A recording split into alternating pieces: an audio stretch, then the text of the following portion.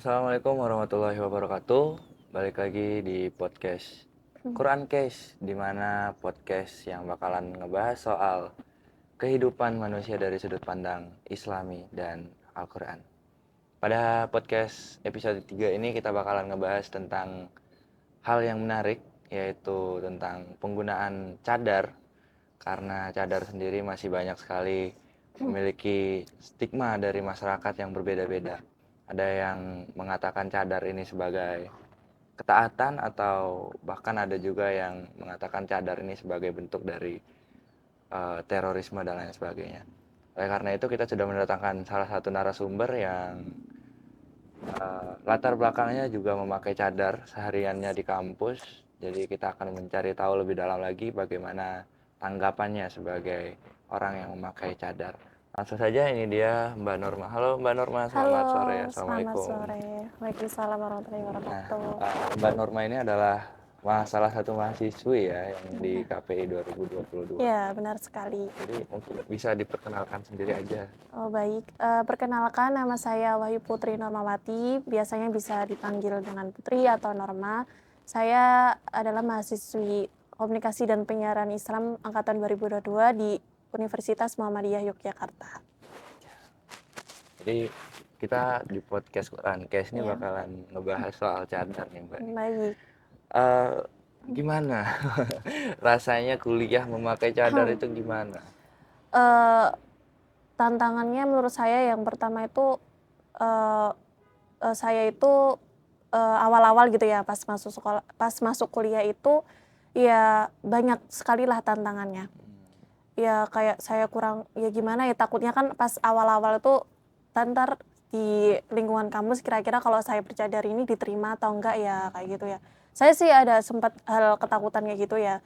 Tapi dengan niat saya karena Allah kayak gitu ya, karena ketaatan, maksud ya ingin mendekatkan diri kepada Allah, karena semata-mata kan sadar ini ya karena itu niat saya, karena Allah, bukan ya hal lain kayak gitu. Ya saya yakin kayak gitu. Percaya saya juga udah nyaman juga pakai cadar, dan ya rasa nyaman itu yang membuat saya pengen beristiqomah terus aja sih. Insya Allah ya.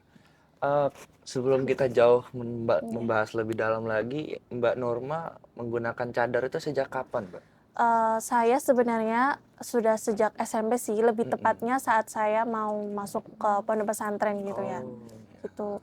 Sebenarnya di pondok tuh sebelumnya itu emang kayak sudah jadi apa ya?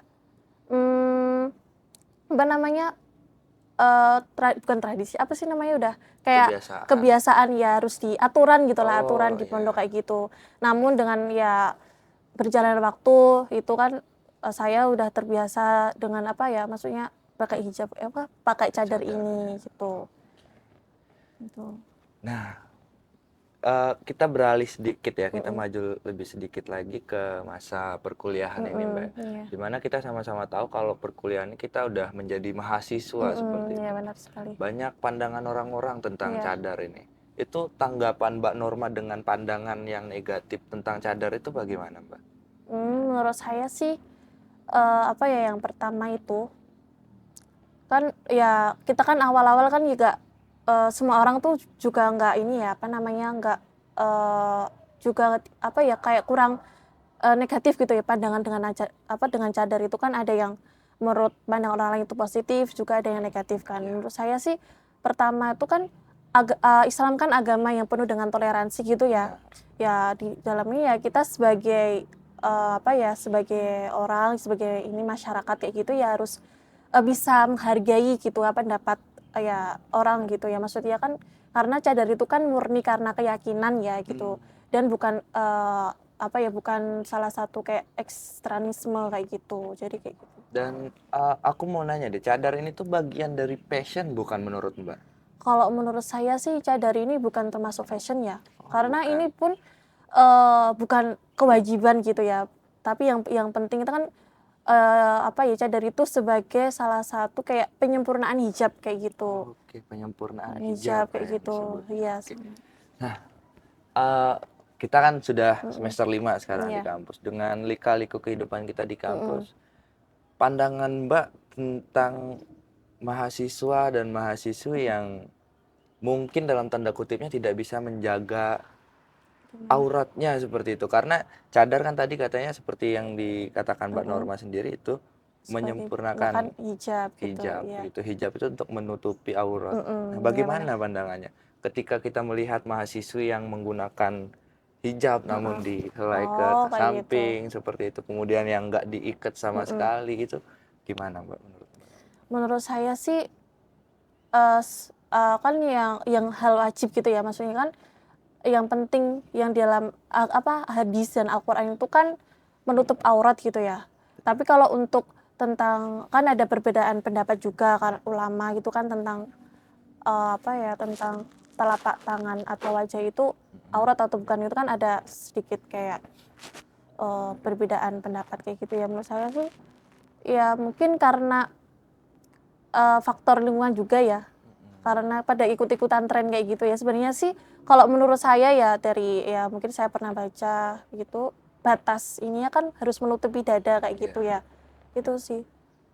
Tapi kalau untuk ya mungkin ada yang disampirin kayak gitu ya mungkin karena gitu. Karena Karena faktor iya, lingkungan. karena faktor tadi dan Ini emang di i oh, passionnya seperti iya itu kayak gitu gitu Mbak, mungkin. trennya malah ke sana gitu. Kayaknya belum belum ini kayaknya belum mungkin belum paham juga kali ya batas-batas di mana kayak gitu Jadi aurat perempuannya kayak gitu. iya benar. Jadi kalau kita membicarakan tentang kampus kita nih Mm-mm, sebagai latar belakangnya Muhammadiyah mm-mm, sangat disayangkan sekali gitu mm-mm, tentang mm-mm. pemahaman-pemahaman yang tidak menggunakan Iya, hijab dengan baik seperti itu benar Mbak. sekali. Kemudian kira-kira apa ini cerita yang menarik di balik Mbak Norma yang kesehariannya menggunakan cadar? Oke. Eh, Dulu ya pas saya pondok gitu kan ada perpulangan gitu kan, mesti ada liburan kayak gitu. Pas ya saat pertama kali saya SMP gitu kan. Kan sebelumnya saya juga belum pakai niqab gitu kan ya. Nah, pas saat pulang gitu sempat jadi kayak tantangan sih, pada perbincangan sebagian masyarakat tetangga saya gitu kok pada bertanya-tanya, "Loh, kenapa kok pakai cadar kayak gitu? Apa itu nggak berlebihan kayak gitu?" Terus saat itu saya tuh kayak menjelaskan gitu ya pelan-pelan ya dengan ya sabar kayak gitu. Saya itu pakai cadar itu gini, untuk mengingatkan diri kepada Allah, mendekatkan diri biar apa ya, bisa bertakwa kayak gitu. Kayak gitu sih, Mas. Ya sempat ya alhamdulillah juga dan keluarga pun mendukung positif juga. Karena juga latar belakang keluarga saya juga ada yang pakai cadar gitu. Alhamdulillah dan mendukung juga sih.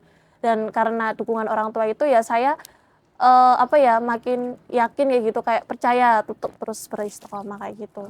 Oke, Masya Allah banget ya pembahasan kita pada hari ini. Ya, Mungkin sebagai pertanyaan terakhir dan iya. closing statement untuk Mbak Norma sendiri, pesan Mmm, untuk terutama wanita ya, ya, terutama perempuan dan wanita sebagai mahasiswi di kampus mhm. UMY ini, apa pesan yang mau disampaikan sama Mbak Norma? Ini untuk yang bercadar atau Untuk mahasiswa-mahasiswi yang notabene kurang paham tentang oh kayak memakai gitu, hijab, hijabnya iya itu. gitu. Mungkin ini buat ini dulu ya, apa, buat, yang yang pertama buat yang mau bercadar kayak gitu ya, pastikan yang pertama itu niatkan diri itu karena Allah kayak gitu ya. Nggak usah takut dengan pandangan orang, lain kayak gitu ya. Kan sesungguhnya kan, di dalam apa ya, Islam pun pasti setiap hal kebaikan karena kita niatnya ibadah kayak gitu, pasti ada hal sisi baik gitu dan keindahan di sisi Allah kayak gitu ya. Jadi buat ya yang apa ya, belum bisa paham tentang cadar, itu ya mohon ya dihargai, pendapat, yaitu perempuan muslimah yang bercadar kayak gitu kan. Kan Islam kan juga agama yang toleransi dan di dalamnya ada kasih sayangnya juga kayak gitu. Oke, teman-teman Quran Case, luar biasa sekali pembahasan kita pada sore hari ini ya bersama Mbak Norma. Tentunya ketika kita meniatkan Mhm, segala sesuatu hanya karena Allah, insya Allah segalanya akan dimudahkan menambahkan juga iya, seperti itu itu ya.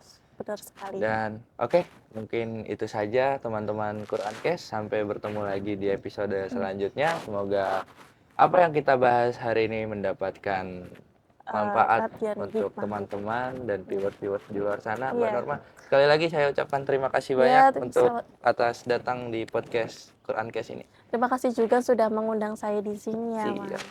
Oke, itu dia tadi Quran Case. Tentunya jangan lupa subscribe dan share video-video bermanfaat lainnya. Sampai jumpa di lain waktu. Dan see you. See you. Assalamualaikum warahmatullahi wabarakatuh. Buat teman-teman yang bentar lagi mau masuk dunia perkuliahan, jangan lupa buat daftar di Universitas Muhammadiyah program studi komunikasi penyiaran Islam supaya teman-teman bisa mendapatkan tugas-tugas untuk membuat podcast dan memanage manajemen media massa. Terima kasih banyak. Sekian, dadah. Jangan lupa daftar KPI ya.